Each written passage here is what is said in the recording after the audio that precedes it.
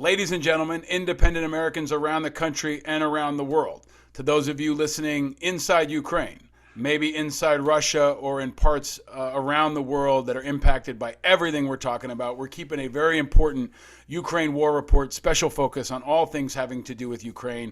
And we are bringing back a returning champion, one of the most knowledgeable, insightful, and popular guests we've had on. I think I'm going to call him a professor for now because I feel like he takes us to school. The great and powerful Joe Cirincione joins us back on Independent Americans. Thank you, Paul. Great to be here with you. Not nearly as vexing as these times is pronouncing your last name, and I think I got it right that time. That was right? Perfect. Okay, I'm working on it. But I'm really grateful to have you back, Joe, especially right now. Last time you joined us was November of last year. It was about 4 months ago. We did a world tour of all things nuke. Now we're zeroing in on one place, and It's a really important time to talk to you because I feel like you add light to contrast all the heat and even hysteria, spin, all the stuff that's out there. You've been a clarion voice. But let me start by asking you what I ask everyone, Joe. Where are you and how are you? I'm in Tacoma Park, Maryland, which is right outside Washington, D.C., same house I've been in for almost 30 years. And I am fine. Personally, life is good. The spring is coming, family's well, I'm healthy. I got a new grandchild coming next month. Things are good. Congratulations. That's good news. And we need some good news right now because times are tough and dynamic. I want to talk about all things nuke, right? Yeah. But maybe start with the big picture and then we can go more granular. Joe, can you break down for us, have we ever been closer to some kind of nuke conflict than we are right now in our lifetime? Yes, we have, but we haven't been this close since the early 1980s. I mean, that was the last time that Americans, people in the world, felt that there was really a risk of global thermonuclear war. That was when they thought that Ronald Reagan and Leonid Brezhnev, then the head of the Soviet Union, were engaged in nuclear brinkmanship, both arming heavily, both talking about nukes a lot. And some of your listeners may remember the massive demonstrations, 1 million people in Central Park in 1982, millions of people in the capitals of Europe, because all the talk was then about nuclear war being fought in Europe. And both the US and Russia were pouring nuclear weapons into the continent. That and perhaps the nuclear crisis around Cuba in the 1960s were the two big situations like this where tensions boiled over and we had a sustained period of conflict. Other times we've come to the nuclear brink, many people didn't know about it. Very close to accidental launch, for example. 1995, Boris Yeltsin almost launched Russia's nuclear weapons when he thought that they were under attack. We discussed this last time, actually. Norway launched a weather rocket, and the Russian military thought it was a submarine-launched ballistic missile. They opened up the nuclear football and told Yeltsin to press the button and launch. Fortunately, he didn't. We escaped that. We've had several dozen incidents like that, but the public didn't really know about them. And this, Ukraine, this is real.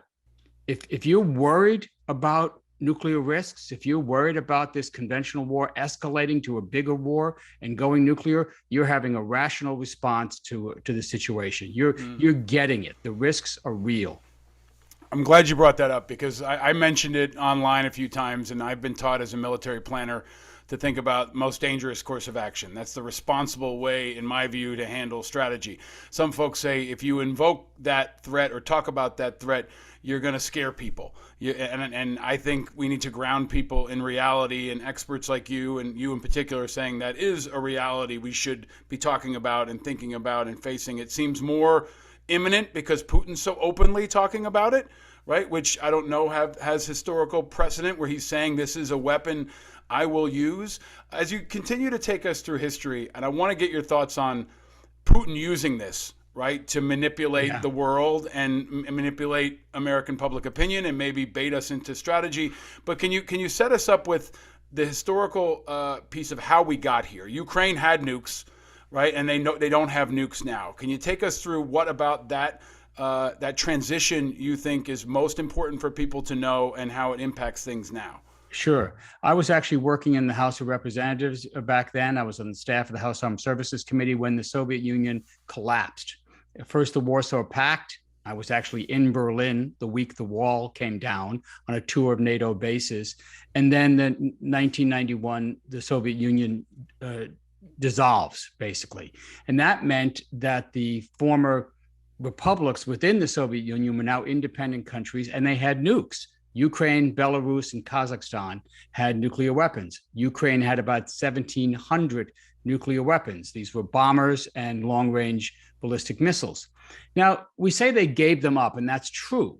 And I was working with members of Congress who were promoting programs back then that came to be known as the Nunn-Lugar programs, or the cooperative threat reduction programs, that would help these countries get rid of their nuclear weapons, help pay for the destruction of these weapons. And Ukraine in particular was very receptive to this. But Ukraine never really had control of these weapons. They didn't know how to operate them. These were on their soil, but they were run basically by Russians, nor did they have the budget to maintain these weapons. And if they had chosen to keep them, that would have been a tremendous barrier to cooperation with Europe, which is something they wanted very much.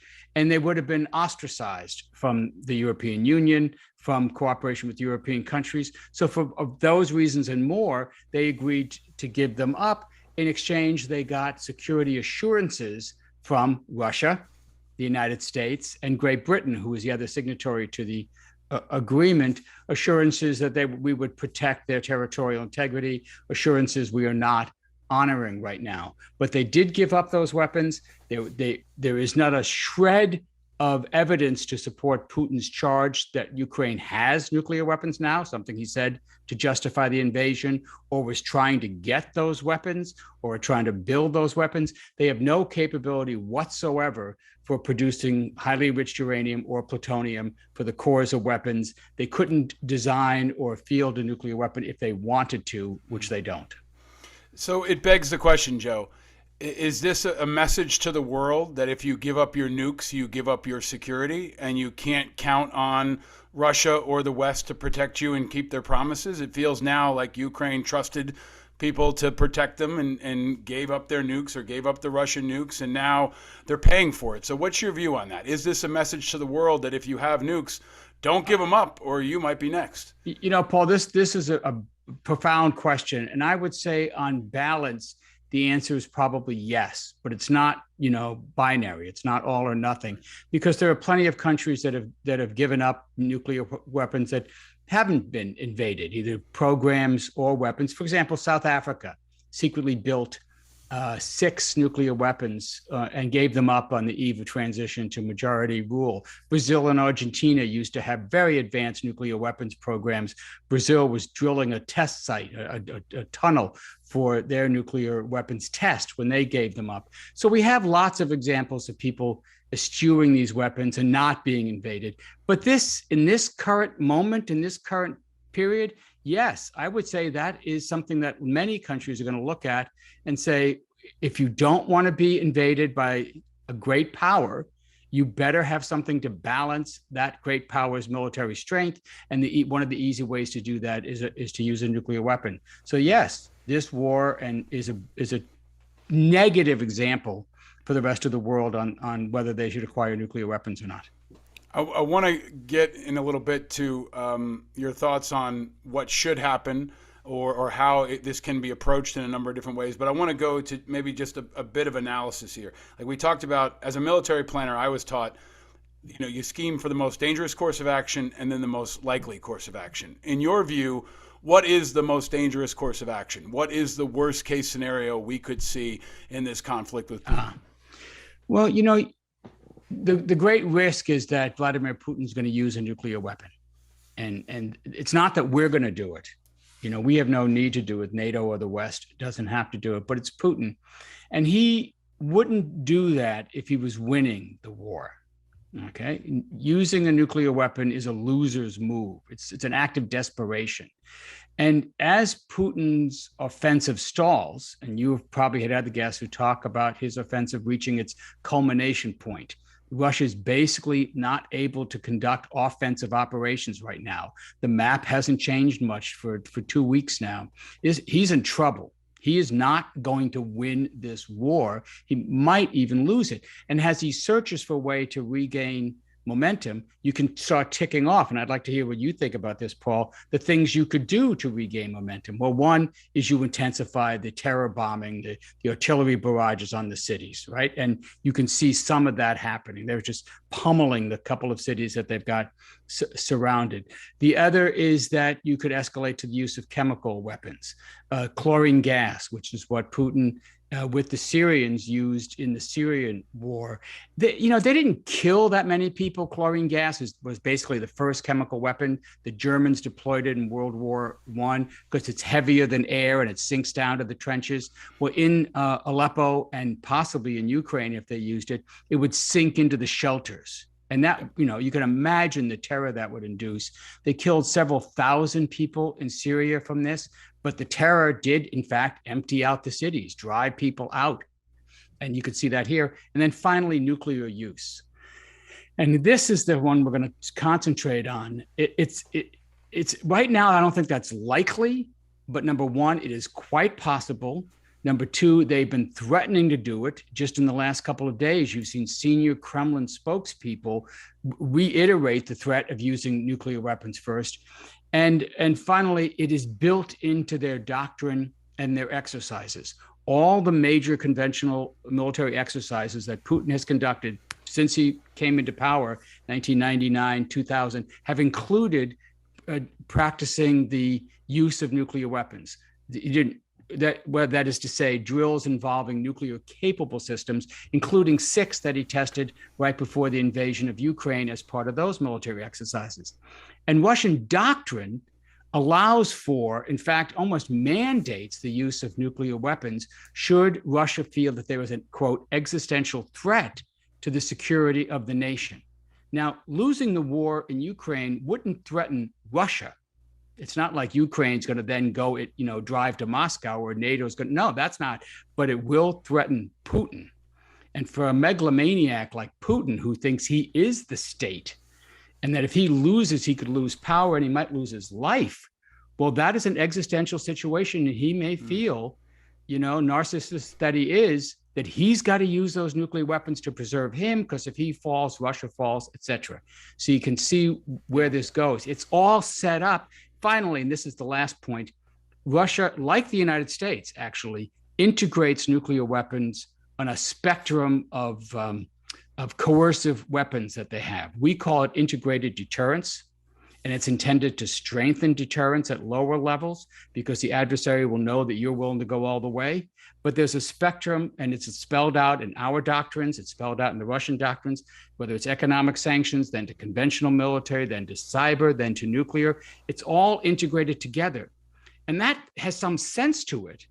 You deter somebody from attacking. But the flip side is once they do attack, once you are in a Ukraine, well, there's very few fire breaks between those levels. And that's what you're worried about, that you slide right into that and people think they can get away with it.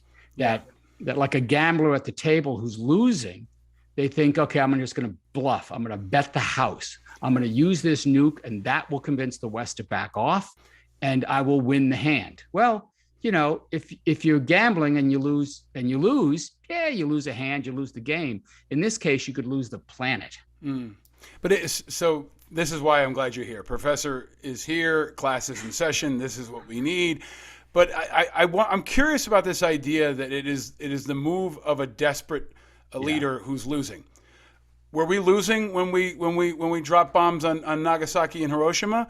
I mean, is there a case to be made that this is a predictable escalation, and he's told us what he's going to do, and he says he wants Ukraine at any cost. He wants to decapitate the leadership in Kyiv, and if you follow that to be true, and you follow their doctrine, how this goes is whether he's losing or not. If his objective is to get Kyiv and get Ukraine, then there is a distinct possibility with a guy who's playing by his own rules. He does not abide by our rules. He does not abide by our constructs, that he will continue to escalate to chemical and other forms of unacceptable warfare. And then the natural escalation would be some kind of a nuke strike directed at Kyiv. Is that not, can you talk about that? And if he were to strike Kyiv, How would that happen? If you pull apart the doctrine, Yeah. it's not 1984 war games with all these scenarios I think we've got burned in our brain. What would it actually look like if he hit Kyiv? Sure. Well, two things. When we used them in Hiroshima and Nagasaki 77 years ago, there was no risk to us. We were the only ones with these weapons. We had just invented them. They were months old. And so this was a matter of military efficiency, of calculations on cost benefit versus full-scale invasion of Japan. We'd already gotten used to the terror bombing of cities. The fire bombing of Tokyo killed far more people than were killed at Hiroshima and Nagasaki, or for that matter, Dresden, Hamburg. So we were used to killing hundreds of thousands of innocent men, women, and children. That had become accepted use. So what we did in Hiroshima and Nagasaki was just did it with one bomb instead of thousands of bombs. Okay. And there was no risk that somebody was going to do this to us. Well, now it's different. Now the reason it's a loser's move, it's a desperation move, is that there's the real risk that somebody's going to respond, and that you cannot control this escalatory cycle. You cannot win at this escalatory step in the ladder like you theory thinks. But the way you described it is exactly, I think, how Putin would think, and in fact, how many of our military writings think about limited nuclear war. This is real. There's a whole current of thought that advocates for controlled limited nuclear war, that you can control something like this. And so therefore, using a nuclear weapon first or second or third or fourth is acceptable. So Putin might think it is, and that this is going to be a winning move for him. How would this work? Russian doctrine doesn't detail exactly how you would use a nuclear weapon. So there's sort of several possibilities. One, and they talk about this, it could be just a demonstration shot. So you could launch something from Russian territory, from one of the bombers. For example, you could use the Cirincione cruise missile. You recently have seen that twice in this conflict, they've tested or used the Cirincione hypersonic cruise missile. This is carried by a fighter bomber. It's launched, it travels about 10 times the speed of sound, so it's hypersonic. It's unclear why they're using it exactly, but one reason might be to test it out. Right. I'm glad you bring this up, because this is a really important point that I think a lot of folks in the media are missing. Yeah. I mean, this is a time where you test everything. Right? We'll take it aside here, right? Maybe not everything, but you're testing things you couldn't test before. Right. Well, they did do a test of this. This was one of the 6 nuclear capable systems he tested before the war, but now he's using it in combat. So this thing has never been used in combat before. And you know how wars go. People who have these new weapons, they always want to test them out, use them, validate their military efficacy, right? So he uses this thing. Some people think it's because Putin might be running out of cruise missiles. I think this is more of a message, more of a test, more of a preparation. So that is nuclear capable. That is to say, it was used twice with conventional warhead. It could be used with a nuclear warhead, as can the Iskander missiles that are pummeling the cities now. He's using a lot of those to strike at cities. Some of those precision strikes, like the strike on the food depot, the strike on the shopping center, those were Iskander, I think, and also other types of cruise missiles. So you could shoot one of those over the Black Sea. It's a demonstration shot. You'd have a nuclear yield of some kind. It could be low yield, could be high yield. There's nothing in the doctrine that says what the yield should be about this. But it's basically to show that this is serious, that you're willing to escalate to the nuclear level and you want the West to back off, and the doctrine talks about that. It's called escalate to de-escalate. Escalate to de-escalate. So you do this and you force the West to back off. The second possibility is that you could use it in theater. So you use a weapon in theater. And the third is you could launch a strategic strike. You could use a long-range missile to hit a U.S. Can you talk about, Joe, can you stop for a second? Explain what you mean by use in theater. So let's go back to that. Use in theater, meaning when we talk about tactical nuclear weapons, it's not really about size, it's about range. And so the warheads that are on our tactical systems have about the yield as the ones that are on our long-range missiles and bombers and subs that can span the oceans. So maybe 150 kilotons, 300 kilotons. But in the last 15 years or so, both Russia and the United States have kind of gone back to concepts from the 50s, where they wanted to make these nuclear weapons more usable. there was a feeling that we and they were being self-deterred, that our military leaders, political leaders wouldn't use these weapons because they were too big. You know, if you drop something that's 20 times the size of the Hiroshima bomb, I mean, that's a level of destruction we've never seen on this planet before, except in tests of these systems. So the idea is to scale them down, reduce the yield. And the way we do that, basically, we have something like the B-61. It was an airdrop munition. We have about 100 of them pre-positioned in Europe. It's got what they call a dial yield. So it can go from about 150 kilotons, that's 10 times the size of Hiroshima, down to 0.3 kilotons. So that's 300 tons of explosive force. That's still bigger than any conventional bomb we've ever seen, but it's small for a nuclear weapon. And so the damage would be limited. So you could use, the Russians have something like that, say 1 kiloton, 2 kiloton. You use something like that and you could hit a port and you would wipe out the port, but it wouldn't destroy the whole city. You could wipe out an airfield. Right. You know, you could finish the pulverization of Mariupol. You know, you would kill thousands of people. You could wipe out a grid square, right? It's like MLRS, right? You can pick your grid square, and you can annihilate that area with a different type of weapon than you've been using before. So you see, you're talking about something, and it's like this decision on Hiroshima and Nagasaki. We had already at this level of destruction. And so what we're talking about is using a nuclear weapon to implement that level of destruction in a shorter time. But it's not sort of on a destructive scale fundamentally different from using conventional, except, of course, it is, because now it's a nuclear weapon. And now, in addition to blast, you're getting the heat of the sun.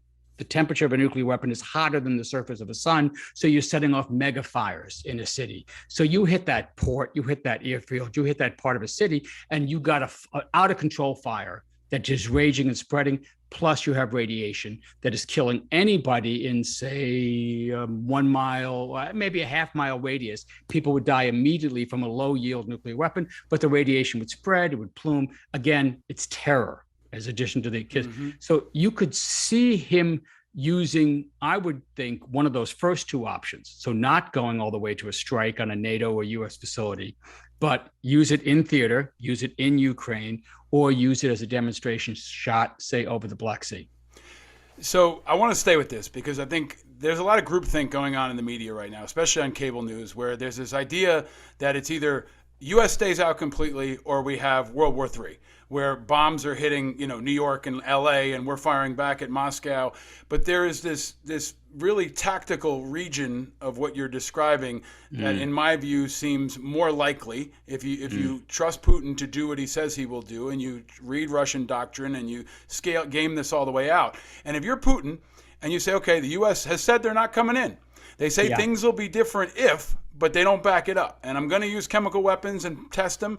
And let's say he does that. Let's say he has a controlled tactical nuke of some kind that hits Kyiv and annihilates Kyiv, right? Yeah.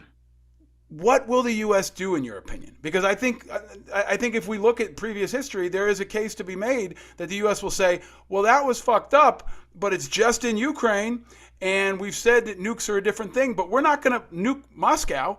What do you think is the response? Because this is the part of the conversation I feel is missing. If we game it out and say, okay, Putin is going to do this, he annihilates a 5-mile radius around Kyiv, what's Biden going to do? Okay, that's just 3 parts to my answer. The first one is nobody knows. Right. Right. So nobody really knows. Right. The second part is you can bet they're gaming this out right now intensively in the Pentagon right now, and I would say in NATO headquarters as well. And 3, we can say, well, here are the possibilities. Here's the range of responses. And one is, and this is sort of standard, is we have to answer. We have to answer right away. And you see people talking about this.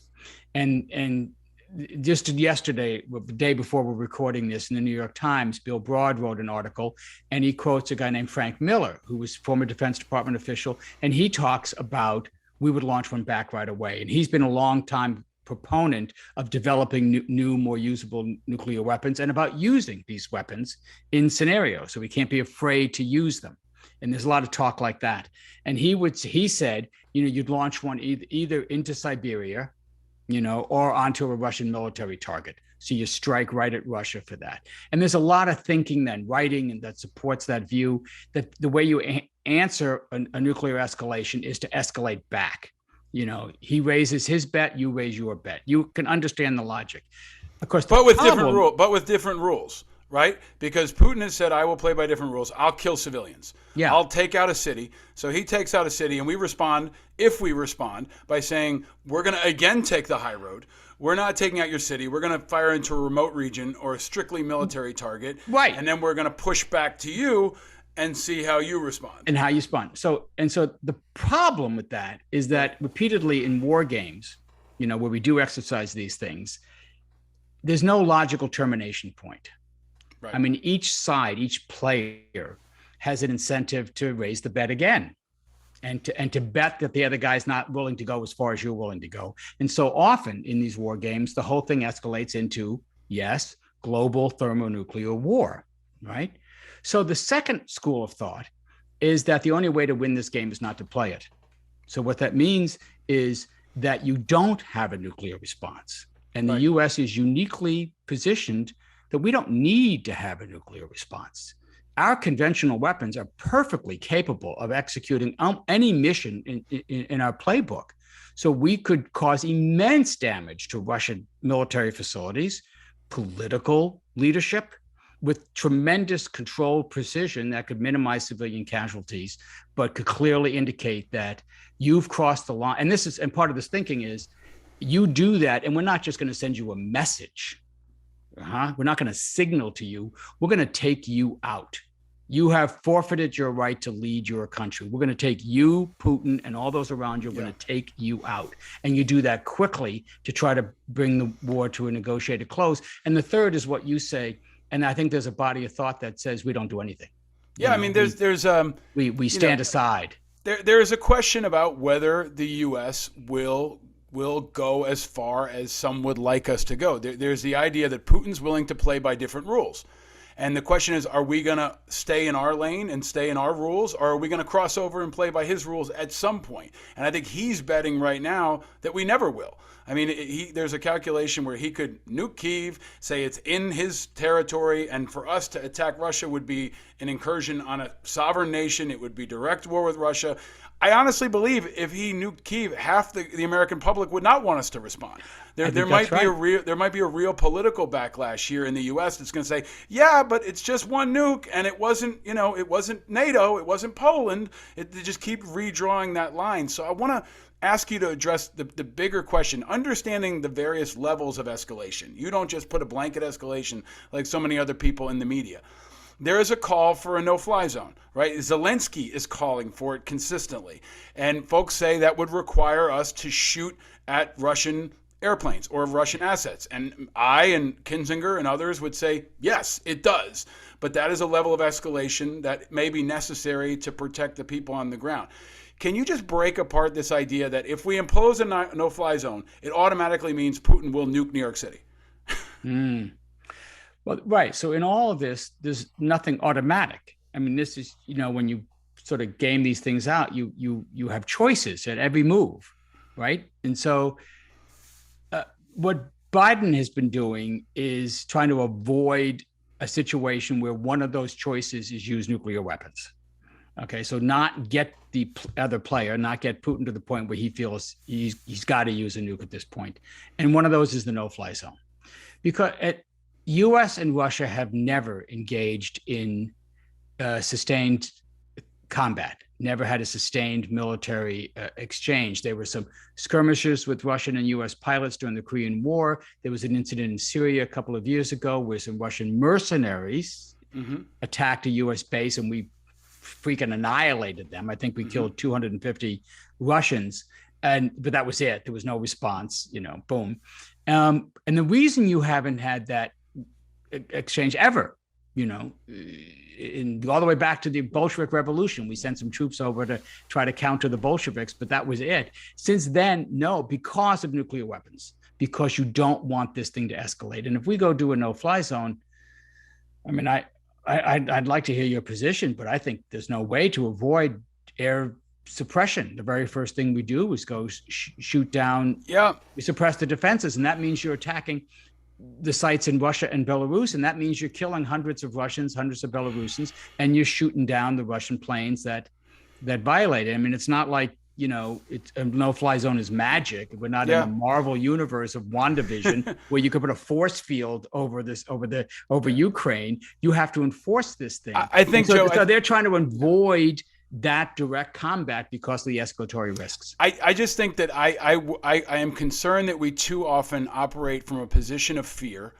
where we allow Putin to control the tempo. We assume we know what he's going to do rather than address what he's already doing, right? And if the issue is stopping the bombs, right? We got to focus. The pilots always say focus on the target, right? What's the target? Yeah. The target is stop civilian massacres. The target is stop bombs on civilians and airstrikes on civilians. Now, there are many ways to execute a no-fly zone that I think could be entertained, to include Poland doing it, right? It doesn't have to be the U.S. and only U.S. forces. It could be, there are variations, right? NATO may or may not hold. These constructs may or may not hold. And I think what I'm struck with is a lack of creativity. And it seems like Putin is continuing to be creative, and America, at least in public, has been handcuffing themselves. And I guess what I always come back to, Joe, is do you really believe, this is the question for the world, do you believe we're already at war with Russia? And I believe we already are. I believe that the attacks on our elections, the attacks, the cyber attacks, what we are already facing has gotten us to a place where it's going to be really hard for there not to be Russians that die as a result of some kind of American involvement. And Putin could already make that case. He could say the U.S. has already declared war on us because of sanctions. They have already declared war on us because we're providing javelins. He continues to set the stage, and then we walk onto it. And I guess the question for especially Biden is, how do we change that dynamic? How do we set the terms, and rather than being reactive to everything that Putin does, be proactive and even creative? It can include humanitarian ways. It can include sanctions. But it seems like everything we do is letting Putin do what he wants to do, which is what he said he was going to do. Then we act kind of surprised that he's doing what he said he's going to do, which is play by different rules. And then I think, at least for the Ukrainians, we look weak. We feel like we're not helping our friends. We seem like we're going to put a wall up around Ukraine and let a genocide happen. And there are plenty of folks who would have already let that happen if the Ukraine army didn't dig in. So I think there's a real question that comes out of Afghanistan, that comes out of Ukraine. Where will America shed blood? Will America ever shed blood anymore? And will they use the military that they've got in ways that can change the dynamic at a minimum, let's just say, to prevent a genocide, right? And I guess that's a long-winded way of saying I don't know, Joe. Yeah. But I do feel like what has come out of this is Putin is manipulating the American public as well, because most Americans think if we engage with Russian troops on any level, Putin will immediately go to nukes. And we don't know that to be true. That's the assumption that I don't accept, is that if we kill 500 Russians in Crimea, they think that will automatically mean that Russia launches a nuke. And I think that is the jump that I am uncomfortable with, and I think is guiding too much of at least the public dialogue and maybe some decision-making in Washington too. Well, I agree with you that it's not automatic. But you see, but then you have to calculate this in, because what you just expressed is your assessment. It is your belief that we could do more. For example, if we wanted to, NATO forces could take out that artillery that's killing the civilians right now. I mean, that's the problem. The Ukrainian forces seem to have blunted the ground invasion, right? Russia is not advancing, and in fact, they're retreating in certain areas. So this is just remarkable. And that's why they're relying on these long-range strikes. These things are coming from tens, even hundreds of kilometers away to strike these cities. We could take that out. But to do that, you got to strike the sites in Russia and Belarus that are launching these things. What would Putin's response be to that? Well, if you do that, you got to say, well, there's a possibility that he would then use a nuclear weapon. But Joe, we don't have to. We don't have you just to got to recognize that that's your risk you're willing to take. But we also don't have to strike in Russia. We could say we will only strike targets that have already crossed the border into Ukraine. Yeah, that's right. We will help Ukraine enforce their sovereignty, enforce their airspace. We want to stop a slaughter, and anything that comes across the border, NATO collectively, or let's just say Poland individually, will annihilate. Yeah, right? Well, number one, Poland individually ain't going to do that. I mean, they didn't even want to transfer the MiG-29s individually. They wanted to send them to Germany. That would send, so the countries that have been occupied by Russia are very nervous about Russia, and they're not doing anything by themselves. But I understand your point, and so I guess I come down squarely in the middle. Just yesterday I did a podcast with somebody on the left, who was saying, why are we even doing this? What is it our responsibility? She don't want any involvement, any aid into this. It's not our fight, and look at the history of U.S. wars in the last 20 years. None of these were just. She thinks that this was just a bunch of warmongering, and that somehow we were responsible for this fight. And then you get people a little all the way over on the right who say, let's go in. Let's just finish the job. So I find myself in the middle. I do support what Biden is doing. I think he's handling this just about right. And part of the reason you have to preserve NATO unity. A lot of the people who don't want us to take more action are those people on the front lines, Poland, Baltics, et cetera, who want us to send troops to their country, but don't want us to send troops into Ukraine. And I love this exchange because I think it's really important. Except for the people on the front lines in Ukraine who really want us to help right now. And they say, hey, we are the front lines. We are the speed bump before Poland, and we're a lot bigger than everybody thought we were going to be, and you won't let us in NATO, and you won't give us a no-fly zone, and you won't give us MiGs, and we are dying by the hundreds of thousands. And I guess what I get to is this is a perfect issue for independent Americans, right? It's a perfect time for pragmatism because you've got the right that wants to go in this crazy direction, and then you've got the left that thinks it's our fault, and I think the left is, the left, right? But many left-leaning voices have embarrassed themselves in the last couple of weeks, right? So this is a great time. Great time for the middle, right? And the independent middle. And let me ask you this, because I think the important strength of that is pragmatism. And you've been helpful in deconstructing this, regardless of what Biden does. Can you talk about one thing that Zelensky did bring up? If we don't care about genocide, we care about the threat to the rest of the world. There are 15 nuke sites in Ukraine that Zelensky has raised up and said that they could potentially become environmental disasters. They're not weapons facilities; they're energy plants. Can you talk about that? Is that gauge that level of risk and how you view that in particular? Because that seems most imminent. Yes, right? Chernobyl type situation. So on the spectrum of risks, I mean, these ones that are less probable, nuclear use, are the most consequential. But then you get the most probable still have serious consequences, and that's the one that stemmed from the Russian attacks and occupation of Chernobyl and Zaporizhzhia nuclear site. So there's 15 nuclear reactors in Ukraine, power reactors. It's heavily dependent on nuclear power for its energy, and they're concentrated in 4 different facilities. And the Russians have seized one of them. And this represents a whole other dimension of nuclear risks. In fact, in Ukraine, we have a confluence of nuclear risks that we've never seen before. There were more risks at one time in one place than has ever happened before. So seizing Chernobyl, a former power facility, now a radiological waste site, that's never happened before. Attacking a civilian nuclear power plant, never happened before in the history of nuclear power, right? Taking it over, occupying it, not letting the workers leave. So in both these facilities, so you have the risks are manifold. One, just by keeping these workers under these extreme conditions, and just yesterday, before we're talking about this, the Russians finally let the work shift at Chernobyl leave. So imagine you're signed up for an 8-10 hour work shift. Yeah. The Russians come in, and 3 weeks later, you're still there. And they finally let him go and allowed an exchange of shift. And you got to congratulate those Ukrainian technicians who are willing to walk in to relieve their fellow Ukrainian operators to operate the plant. But operating a nuclear facility, even under the best of conditions, is tricky business. And imagine when you're cut off, you're held prisoner, you're operating at literally at gunpoint. There's tanks in the parking lot. I mean, this is high stress. You're asking for trouble. Just a mistake could cause you trouble. Second, you're worried about radiological leaks, both unintentional and intentional. Unintentional is a mistake, or the result of the attack might damage containment zones, or you're risking the loss of electric power to these facilities. For example, as we're talking right now, there are 4 different forest fires burning around Chernobyl.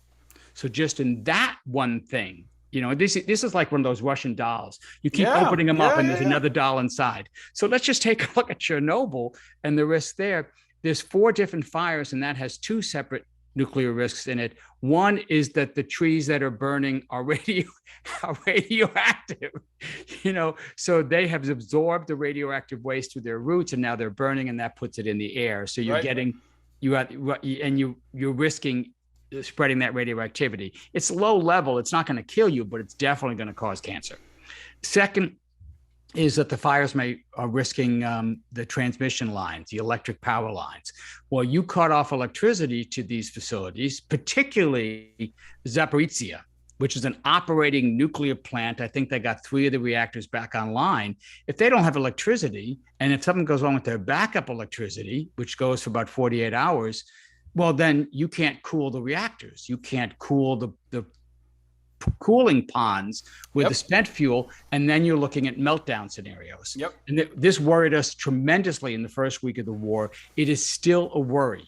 It is still a concern, which is why the International Atomic Energy Agency wants to have a ceasefire around those plants, wants to send inspectors in, has all kinds of concerns. They're frustrated that they've been unable to do this. And then finally, you got the intentional release. Why has Russia occupied these sites? Right? What? Because they're chips on the board, man. They're this is the first. They're chips on the board, and I think that's the situation we've got, is where Putin is going to take every chip he can. Yes. And he's going to hold that chip. Do what with it? Just stick on this. Fuckery, because he's Putin, and what he does is fuckery, right? So if I were Putin, you hold those nuke plants and you fuck with them and you terrorize people, and maybe you let some things go, and then if maybe you let it melt down and say the Ukrainians did it, and then you mobilize your country behind a nuke-related terrorist strike. It's more fuckery. It's what Putin does. It's a chip on the board, and I think this is the chip on the board that again urges more conversation about what the U.S. and NATO can do to control the tempo, to stop Putin from having any number of nuke sites in whatever way they can. Of course, they're doing plenty of covert shit that we'll never know about, right? On the intelligence side, on the special operations side. Let me just stop you right there, just to put the point, and then we'll go on to this. Please. You can see, as we now have delved deeper into this, that each one of these separate risks has multiple facets to it, and depending on intentions and et cetera. And you could see that, as we said in the beginning, if you were worried about the nuclear risks, you will have an accurate assessment of the situation. They are multiple. They are deep. They are unpredictable. You got to be extremely do you cut the red wire or the blue wire? This is really risky stuff.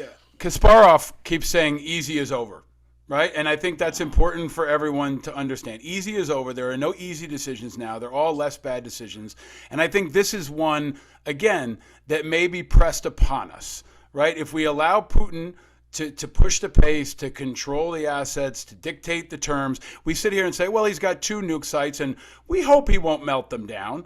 He doesn't play by our rules. So hope is not a course of action. And I guess it leads me to the last issue that I've really got to get your thoughts on.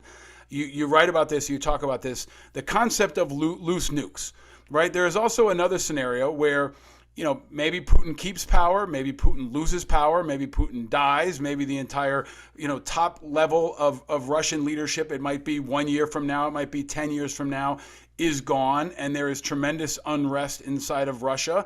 Can you talk about that threat and whether it's limited to Russia or it's not, this idea of loose nukes? How loose are they? Well, how much of a threat is it now, and how much of a threat could it be in the near future? Yeah. So this is a new scenario that really has just come up in the last couple of days. And Dmitry Medvedev, you may remember, he was briefly president. He gave a talk just yesterday, made a statement where he warns about this. He basically is telling the West to back off, because if you topple Putin, Russia's going to collapse. The government's going to collapse. And this is real. And nobody's really thought this through. Absolutely. Right? So the Soviet Union collapses in 1991. Okay, well, that was a fairly peaceful collapse. That was a negotiated dissolution. And there were leaders in the various republics ready to assume control, right? You don't have anything like that now. Putin is an autocrat. It is, a one-man rule, and it is brittle. And if that thing goes, well, who does control the 6,000 nuclear weapons? Who controls the plutonium facilities, the highly enriched uranium facilities? You would have a period of chaos in those facilities, and a lot of things can go wrong there, which is why this leads us back to how do we get out of this? I think the Biden administration, and I think most responsible strategists, are not looking for the absolute defeat of Putin. As much as you would like to find somebody who would shoot him in the head, who would topple the regime, what you want is a negotiated ending of the war that leaves Putin in power, as awful as that is, but that he then implements the withdrawal from the field, possibly the payment of reparations to Ukraine. He gets some territory he wants. Ukraine has some form of neutrality, but this is worked out, and it's an end to the war that both sides can claim some victory. Because if you don't do that, you have all these great uncertainties, all these great risks, and it might be more morally satisfying to see Putin killed, but strategically and for your own national security purposes, it's not really the desired outcome. So this is where I'll close this answer. This is why I basically support the Biden strategy. What are they doing? They're trying to find a way to get to that point by using two methods. One is economic and political and diplomatic pressure. We've never seen sanctions like this, and they're just starting to bite. So we need time for these sanctions to work. And so to do that, we got to buy time in the battlefield. And so we're arming the Ukrainians at levels we don't think will be construed by Putin to be direct U.S. military engagement, but are helping them stymie this offensive. And not with combat jets, which is they say they want, but with these short infantry weapons. The infantry is doing this, right? Yep. And it's remarkably productive. And I think we could ramp this up tremendously, particularly with more sophisticated drones. You know about the Switchblade. You know about the Turkish drones that they're providing. If you could give them some long-range drones that could hit those artillery pieces, you could really see, you could basically stymie the Russian offensive and have the collapse of the invasion force from its own weaknesses, its own failures, and we're starting to see hints of that. So those two, that's the way they're trying to blunt the offensive and turn the tide of battle. We'll know in another month or so whether this works. Unfortunately, the cost of it is going to be thousands of Ukrainian lives. Yeah, I mean, that's the core of it, right? The question should be, and I think ask, how many Ukrainians are you okay with dying? Right? Because that's the reality here. We could be at hundreds of thousands of civilians. And there's kind of a long game here that the Biden administration seems to be playing and is not always terribly candid about it, which is the most likely thing that will happen is a negotiated settlement where Putin survives and lives to fight another day. And we kick the can down the road, and everybody buys into Putin's arguments about, if you fuck with me, I'll use nukes. If you fuck with me, there'll be loose nukes. And I guess the question I keep asking is, and I don't have an answer here, Joe, is, we had all these arguments about why Donald Trump needed to go, right? Donald Trump needed to go because he was so unstable, he was so bad, he was so malicious, and anything is better than Trump. Nobody said, you know what, if you get rid of Trump, you might get Ron DeSantis, or you get rid of Trump, you might get someone else. But for some reason in Moscow, there is this fear that folds into the construct that Putin has created, that you must have me. And if you don't, the alternative is so much worse. And I guess that's where I'm left. And I think the world is left unsatisfied. Yes. The idea that he is going to survive, that he will live to fight another day, he will have, taken some losses, but he'll consolidate and reorganize. He'll still have nukes. You can all go back to focusing on the Kardashians in the Olympics for a little while, but make no mistake, he'll be back. And he'll have more time to create the next level. So I keep going back to the Russian people, right? I hope that the Russian people are the hope here in the same way the Ukrainian people are. Yes. And maybe even the Russian military. And there's good reason to believe that, hope they will hold the line like General Dempsey did. And I'm sorry, the chairman of the Joint Chiefs did here. Milley did, thank you, in the U.S. with Trump, right? We hoped that they would hold, but we really didn't know. So I guess... When it comes down to it, we're putting our hopes in the Ukrainian people, understandably, and the Russian people, understandably, but also more and more so on the Russian military, and hoping that they can be a buffer to Putin, either near term and long term, in the same way our military was to Trump. Yes, and here's what I'd say to you, Paul. You can't think you're going to solve all these problems on the battlefield. That this war is not going to resolve these bigger, more systemic problems. It took us about 20 or 30 years of bad decisions to get here to this war. And the war sort of culminates it. It explodes and it reveals all the tensions, all the failed policy. Did we have to expand NATO? Did we have to expand it the way we did? Maybe we should have. Did we have to impose this shock therapy on Russia in the 1990s that transferred all the assets to the oligarchs that created the autocracy that Putin then, you look back and why does Putin still have 6,000 nuclear weapons 30 years after the end of the Cold War? Could we have done something to get rid of those? And if he did not have nuclear weapons, this war wouldn't have happened, right? Mm-hmm. These nuclear weapons that we think of our greatest strength are actually our greatest weakness. That's what's stopping us from taking some of the measures So you're not going to fix this all on the battlefield. You're not going to fix this all in the war. But after it's over, if we get out of this, right? And I think the odds are that we will, that's our chance to be prepared with policy correctives, to understand what this war has taught us about, just let's stick about nuclear weapons. Do we need that many? Can't we move faster to eliminate them? Can't we have different rules of the road? Biden right now could be helping by saying, for example, that NATO or the US have no intention of using a nuclear weapon first, and no one should ever use a nuclear weapon first. That is not our policy, by the way. No. Our policy is Putin's policy. We reserve the right to use a nuclear weapon first. Well, you see where that gets you. Yeah. So you it's can just see we're in this spot. That's it. My point is, you got to put out the fire first, and then you can take care of the situations that created the conditions for the fire in the first place. I am so with you, except that the whole world is on fire right now. and I think that as we go forward, I think there's a very real possibility we could be talking about worse scenarios.